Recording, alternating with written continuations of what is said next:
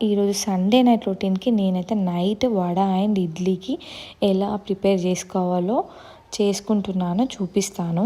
Let's make our week day mornings super easy. So mornings హడావిడి లేకుండా ఉండాలి అంటే మనం బ్యాటర్ని ముందే రెడీగా ఉంచుకోవాలండి.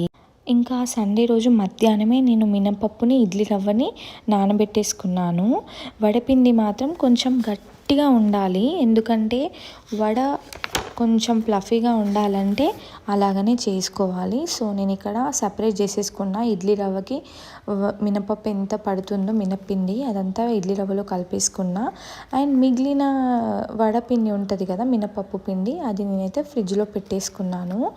సో దట్ మార్నింగ్ మనకు ఒకరోజు ఇడ్లీ అవుతుంది, ఇంకొక రోజు ఇడ్లీ బ్యాటర్తో దోశ వేసుకోవచ్చు లేదా పునుగులు వేసుకోవచ్చు.